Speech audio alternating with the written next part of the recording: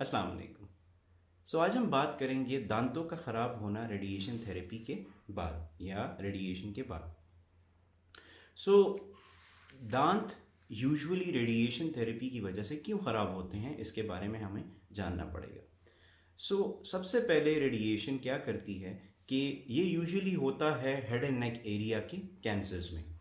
जिसमें नेज़ोफेरेंजियल cancers, oropharyngeal cancers, ज़बान का कैंसर या हाइपोफेरिंक्स का कैंसर, इन रीजन्स के जो कैंसर्स हैं उनमें यूजुअली ये होता है। रेडिएशन जो है, जो थूक बनाने वाले गदूद हैं उनको सुकड़ा देता है, जिनको हम सैलिवरी ग्लैंड्स कहते हैं।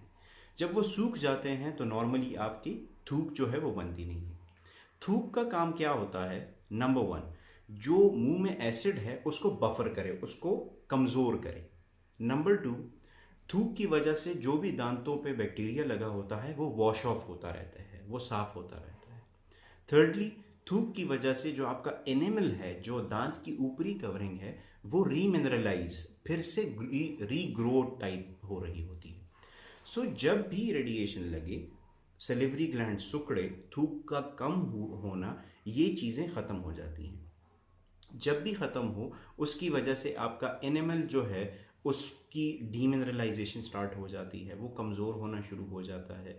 आपके जो मुंह में ओरल फ्लोरा है वो चेंज हो जाता है, क्योंकि मुंह सूखा हो जाता है, सूख जाता है, तो उसकी वजह से स्ट्रेप्टोकोकस म्यूटेंस और लैक्टोबैसिलस, इस किस्म के स्पीशीज़ जो हैं वो ग्रो होना शुरू हो जाते हैं।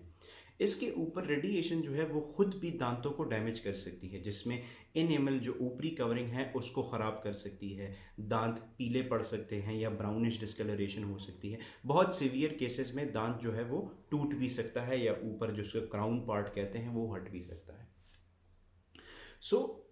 आजकल जो नई टेक्निक्स हैं रेडिएशन की, जिसको इंटेंसिटी मॉड्यूलेटेड रेडिएशन थेरेपी कहते हैं, उसमें बहुत ये चांस कम हो जाता है, मगर ज़ीरो कभी भी नहीं होता। ठीक है। और दांतों का ख़राब होना रेडिएशन के बाद ये एक दिन में नहीं आता, ये रेडिएशन के दौरान यूजुअली नहीं आता। ये इसको आते आते 3 से 6 माह लग जाते हैं। इसके लिए अभी करना क्या है?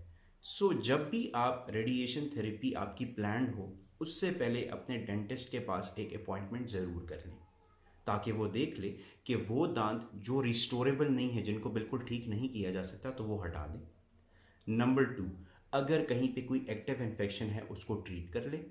नंबर 3, अगर दांतों को स्केलिंग रिक्वायर्ड हो, सफाई रिक्वायर्ड हो, तो वो प्रॉपरली सफाई कर ली जाए। उसके बाद जब आपकी रेडिएशन स्टार्ट हो जाए तो आपने डेली ब्रशिंग करनी है, 2 टाइम्स ब्रशिंग। सॉफ्ट ब्रश इस्तेमाल करें, 3 किस्म के ब्रशेस हैं, हार्ड, सॉफ्ट और मीडियम। आपने सबसे सॉफ्ट, सबसे नरम वाला ब्रश इस्तेमाल करना है। सेकेंडली, फ्लोराइड टूथपेस्ट, वो टूथपेस्ट जिनमें फ्लोराइड कंटेंट हो, वो यूज़ करने हैं। उसके बाद आपने प्रॉपर माउथ वॉश यूज़ करना है। नंबर 4 पे आपने एक 1.1% फ्लोराइड जेल्स मिलती हैं, वो आप जब रात को सोते हैं तो वो आपने लगा लेने हैं। ठीक है। This is how you prevent कि इसके बाद आपके दांत ख़राब हो जाएं। इसके ऊपर आपने, अगर फॉर एग्जांपल आप स्मोकिंग करते हैं, स्मोकिंग बिल्कुल छोड़ देनी है। अगर आप स्वीट शुगरी ड्रिंक्स इस्तेमाल करते हैं, वो आपने छोड़ देनी है।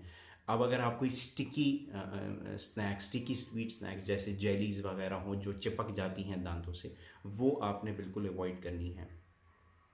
और साथ जो है फ्रीक्वेंट स्नैकिंग जैसे ये जो स्नैक्स हम यूज़ करते हैं, पापड़ वगैरह और ये लेज़ वगैरह, ये चीज़ें जो है वो आपको चाहिए कि वो आप ना यूज़ करें। उससे इसके चांसेस बहुत कम से कम हो जाते हैं। जब आपकी रेडिएशन थेरेपी हो जाए तो ये एक दिन का काम नहीं है।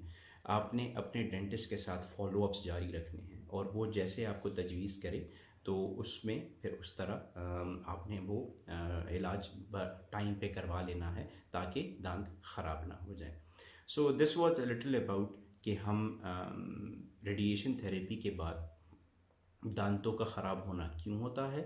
नंबर 2, अगर ख़राब होने से कैसे बचाया जा सकता है या उसका रिस्क बहुत कम किया जा सकता है।